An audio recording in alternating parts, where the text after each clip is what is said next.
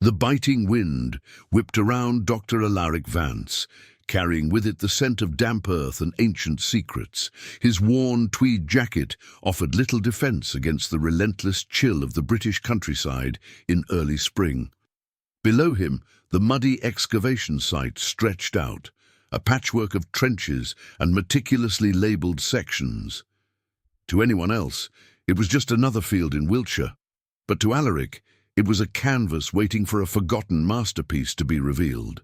His theory, whispered among academic circles and openly scoffed at in department meetings, was audacious. A hidden Roman villa, not just any villa, but a sprawling estate belonging to a high-ranking official, far larger and more opulent than anything yet discovered in Britain. Most of his colleagues at the British Museum dismissed it as the desperate fantasy of a man clinging to a fading career. Dr. Eleanor Reed, his former mentor and now staunchest critic, was particularly vocal. "Alaric, my dear fellow," she'd purr, her voice dripping with condescension, "your imagination, while commendable, often outpaces your evidence. There's nothing here but more Iron Age pottery." Today, however, Alaric felt a prickle of something different in the air, not just the cold, but a palpable sense of anticipation. His small team, a couple of eager students and a perpetually pessimistic field assistant named Graham, were sifting through another layer of unremarkable soil. Graham grumbled about the lack of finds, but Alaric's gaze was fixed on a subtle shift in the Earth's discoloration, a faint line barely discernible to the untrained eye. It was consistent with the faint anomalies he'd detected with ground-penetrating radar months ago, readings dismissed by others as geological quirks. He knelt, pulling a small trowel from his belt. The ground was stubborn, packed tight by centuries of weather and forgotten history. As he carefully scraped away a thin layer, a shard of reddish-brown pottery emerged, not the crude local ware, but a fragment of fine Samian ware, unmistakably Roman. His heart hammered against his ribs. It was small, insignificant to most, but to Alaric it was a whisper from the past, a tantalizing hint that his wild theory might not be so wild after all. A faint, almost imperceptible tremor ran through the ground, as if the earth itself was stirring. "Dr. Vance," Graham's voice cut through the quiet, laced with an unusual urgency, "you need to see this." Alaric looked up, a thrill running through him. He knew with an unshakable certainty that the mockery was about to end. The real work was just beginning. Don't forget to subscribe to the channel to follow Alaric's incredible journey as he uncovers secrets that will shock the world. Graham stood over a freshly dug trench, his eyes wide, pointing with a muddy finger. "Look, sir, it's intact." Alaric hurried over, his earlier excitement now a surge of adrenaline. Embedded in the dark, damp earth was not just another shard, but the rim of a beautifully crafted Roman amphora, its terracotta still retaining a deep, rich hue despite millennia underground. It was undeniably out of place, too finely made for the local farmsteads, too grand for a mere settlement. He carefully brushed away the clinging soil, revealing more of the vessel. This wasn't a discard. It was a deliberate burial. A thrill of vindication shot through him. "Graham, this is it," Alaric breathed, his voice barely a whisper. "This is proof. Get the cameras, meticulous notes. We need to expand this trench immediately and carefully." The students, invigorated by the sudden shift in mood, moved with renewed purpose. The cold wind no longer seemed to bother them. News of the amphora quickly reached the local press, bringing a smattering of curious onlookers and, more importantly, a call from the British Museum. Dr. Eleanor Reed's tone on the phone was cool, professional, but Alaric could detect a hint of forced cordiality. "An interesting find, Alaric," she'd conceded, "but one amphora does not a villa make. Still, we'll send a junior liaison to observe. Standard procedure." He knew it was her way of keeping tabs, hoping to catch him failing. He welcomed it. Let them watch. Over the next few days, the team worked tirelessly. The amphora was just the beginning. Below it, they unearthed a section of remarkably preserved mosaic flooring, geometric patterns in shades of deep red, ochre, and pale cream. It was a fragment, yes, but its quality suggested something grand, something truly exceptional. The air around the dig site hummed with a different kind of energy now, no longer just the sound of shovels, but the whispers of history being coaxed from the earth. The sky overhead remained a stubborn grey, but for Alaric, a brilliant sun had begun to shine. The mosaic discovery changed everything. News crews descended, cameras flashing, microphones thrust into Alaric's face. He spoke with a quiet confidence, careful not to overstate, but allowing the evidence to speak for itself. The British Museum, no longer able to dismiss the finds, sent a full team, led by Dr. Reed herself. Her presence was like a chill wind, cutting through the enthusiasm of the site. She moved with an air of authority, her eyes scrutinizing every square inch, a skeptical frown perpetually etched on her face. "Remarkable, if true, Alaric," she remarked, observing the exposed mosaic, her voice lacking any genuine warmth. "But mosaics were not uncommon. We need more substantial evidence of a villa of the scale you propose. Anything less is mere speculation." Her subtle dismissiveness grated on Alaric, but he held his tongue, knowing that concrete finds were his only true weapon. The pressure intensified. The university, initially hesitant, now pushed for rapid progress, sensing the potential for prestige and funding. Alaric found himself juggling media demands, logistical nightmares, and the subtle yet constant undermining from Reed's team. He noticed one of Reed's junior researchers, a sharp-eyed young woman named Clara, spending an unusual amount of time near their most promising sections, sketching in a notebook, her expression unreadable. One afternoon, a small yet significant structural anomaly was detected by Graham using a new geophysical survey. It suggested the presence of a large, deeply buried foundation, far exceeding the typical size of known Roman structures in the region. Alaric felt a jolt of excitement. This wasn't just a building, this was a complex. But before he could properly investigate, a series of minor yet frustrating setbacks began. Tools went missing, survey markers were subtly moved, and data logs appeared to be corrupted. Alaric couldn't shake the feeling that these weren't accidents. Someone, it seemed, didn't want him to succeed. The grey, damp sky seemed to mirror the growing unease. The setbacks escalated.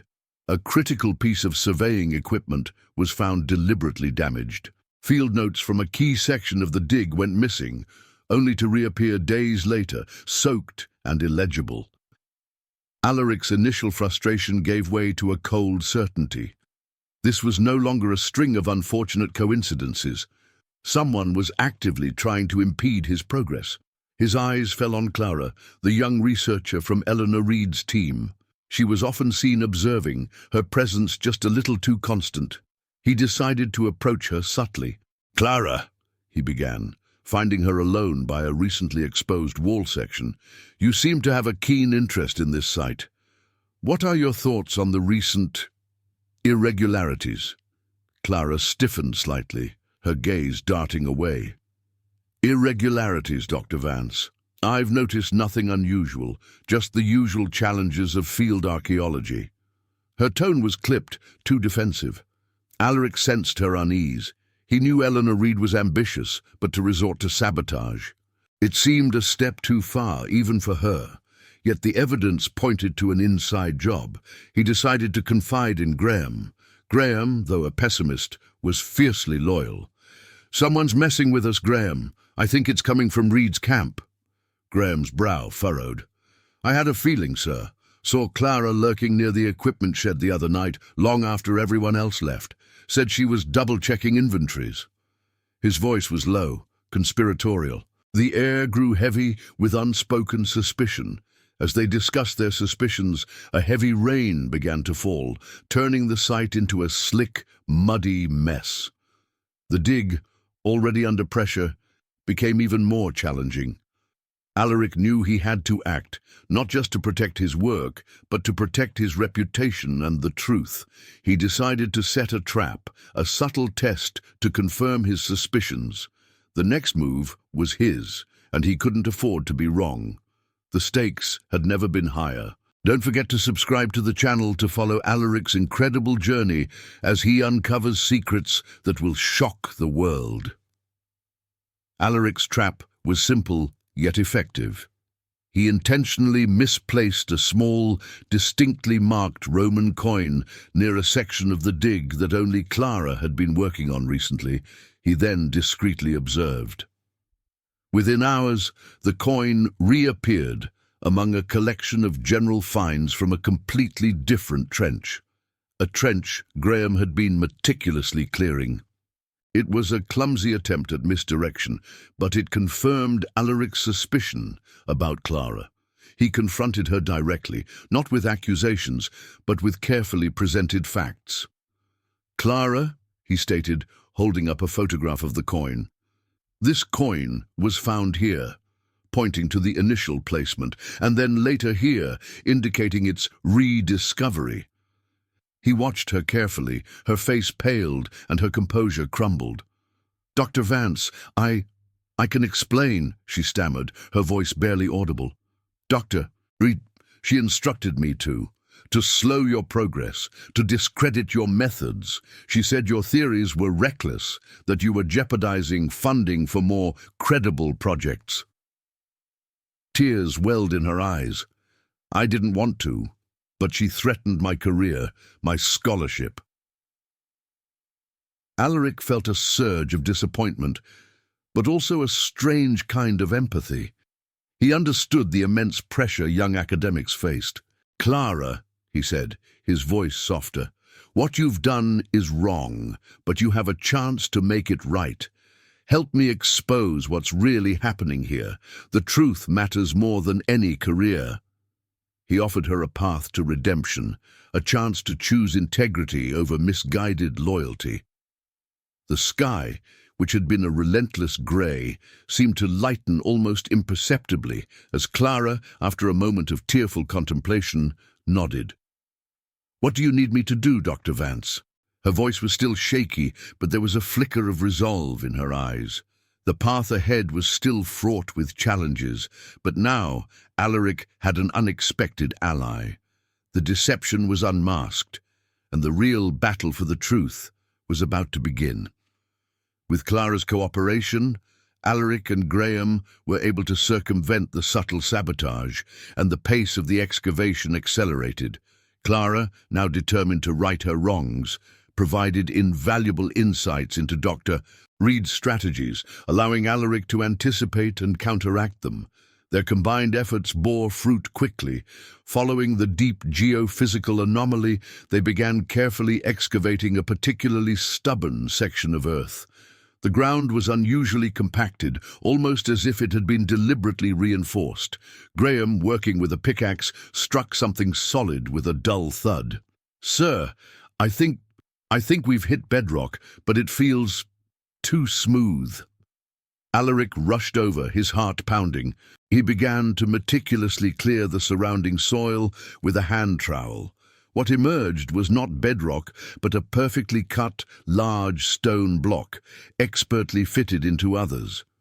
It was a section of a meticulously constructed Roman wall, far deeper and more robust than anything they had encountered on the site.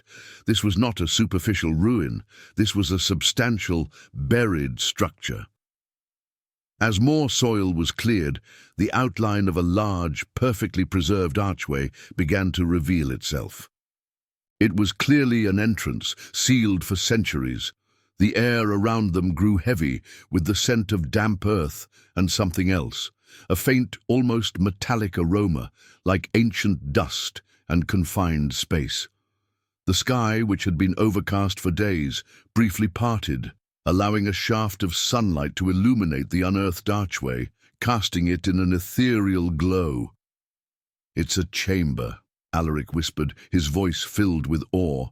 "A hidden chamber, and it's intact." The implications were staggering. No known Roman villa in Britain had such a feature. This was not just a villa, it was something unprecedented, something designed to conceal. The years of mockery, the struggle, the sabotage, it all faded in the face of this profound discovery. They were on the verge of uncovering a secret that had lain buried for nearly 2 millennia. The news of the hidden chamber spread like wildfire, forcing the British Museum to send a full contingent, including Dr. Reed, with a significantly altered demeanour. Her former condescension was replaced by a strained professionalism mixed with thinly veiled curiosity and a hint of trepidation. She observed the meticulously cleared archway, her jaw tight. "Alaric," she conceded, her voice barely audible, This is indeed extraordinary." The delicate task of opening the sealed chamber began. Working with painstaking care, Alaric and his team, now augmented by specialists from the museum, chipped away at the mortar that sealed the entrance. The air was thick with dust and anticipation. The world watched, via live streams and breathless news reports, as history was about to be unsealed. Finally, with a soft crack, the last section of mortar gave way. A rush of cold, stagnant air carrying the scent of millennia-old dust and something subtly metallic swept out. Graham shone a powerful torch into the darkness beyond the archway.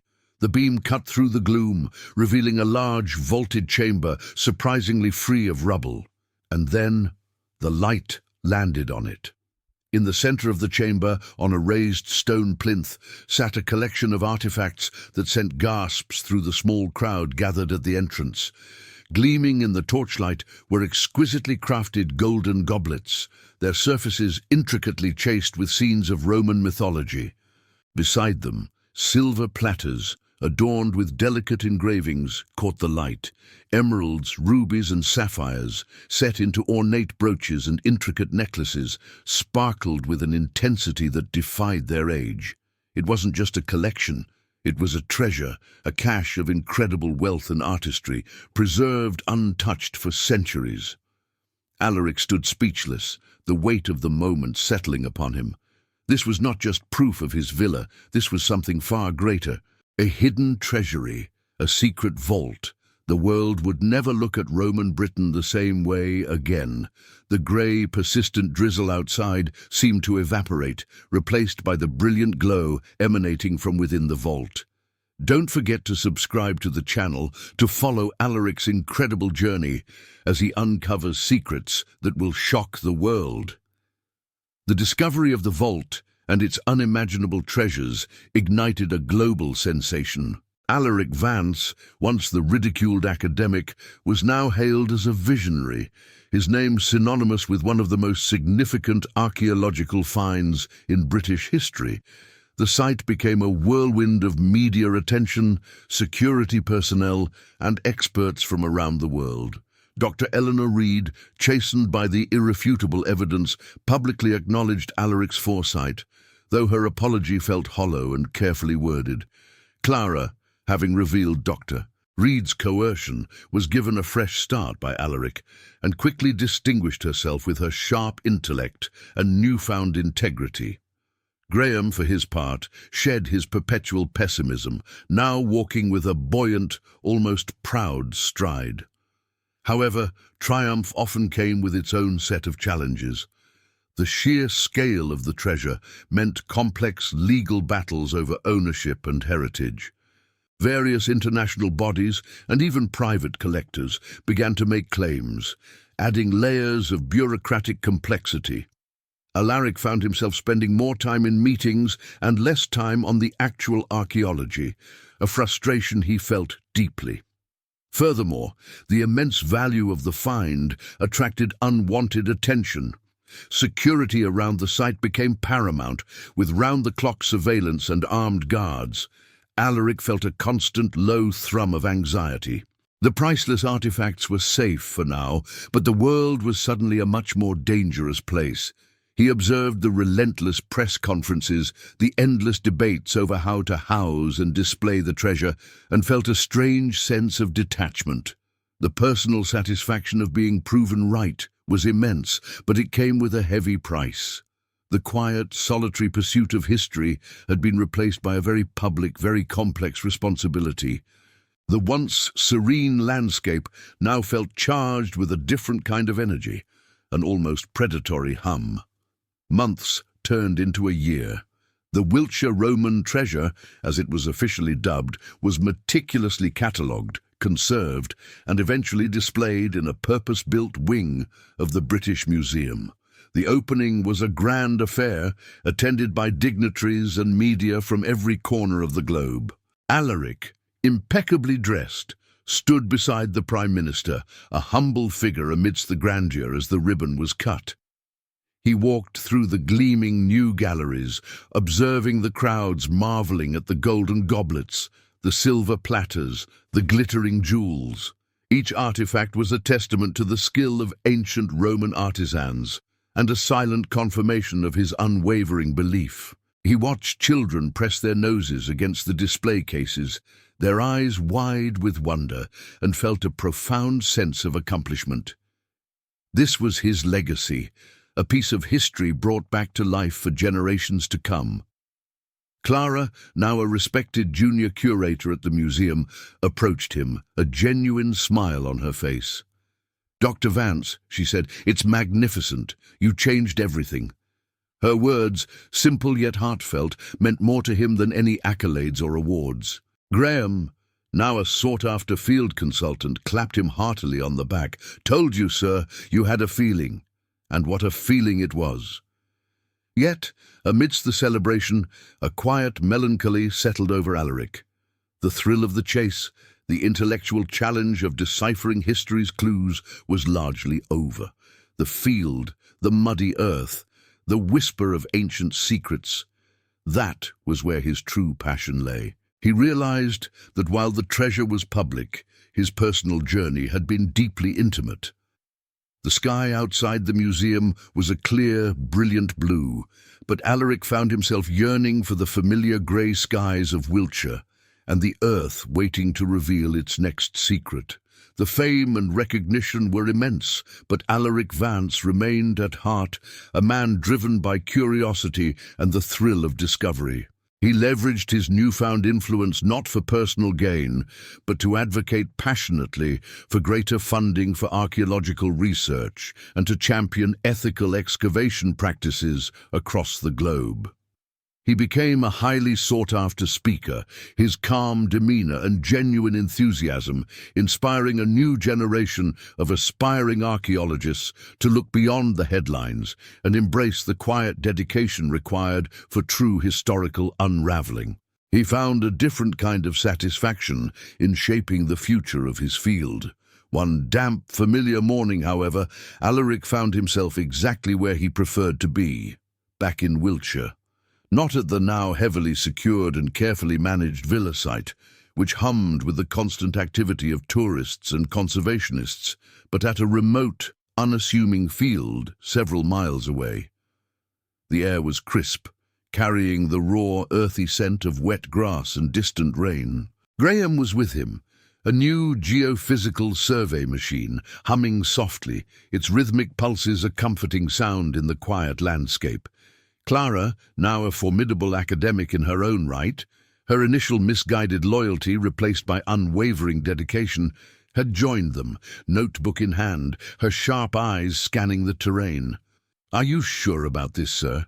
Graham asked, his voice betraying a hint of his old skepticism, but also an undeniable, almost giddy excitement. He wiped a stray droplet of rain from his brow. "Another wild theory, are we?" Alaric smiled, a genuine, untroubled smile that reached his eyes. "Not wild, Graham. Just a pattern, a subtle energy signature, reminiscent of something I've seen before, deep under the Earth's surface." He pointed to a faint, almost imperceptible anomaly on the survey screen, barely a flicker against the background noise.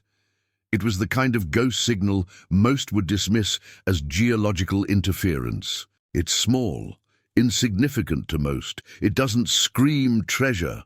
But sometimes the greatest secrets, the most profound treasures, are hidden in plain sight, waiting for someone to truly listen to the whispers of the past. His gaze drifted over the fields, seeing not just grass and mud, but layers of forgotten time. He knelt down, feeling the cool, damp earth beneath his fingers, a profound sense of peace washing over him. The sky was an endless expanse of soft, diffused grey, mirroring the quiet contemplation in his eyes. The thrill of unearthing the Roman treasure had been immense, a moment of profound vindication. But the true joy lay in the endless possibilities that the earth still held. His journey was not about finding a single treasure, but about the relentless, lifelong pursuit of knowledge, the unending dialogue with history. He knew with absolute certainty that somewhere beneath their feet another secret was waiting to be found, another story waiting to be told. The shovel was heavy in his hand, a familiar weight, and the horizon, though distant and veiled by mist, felt full of promise. Thank you for watching Alaric's incredible story. Don't forget to subscribe to the channel for more captivating tales of discovery and human triumph.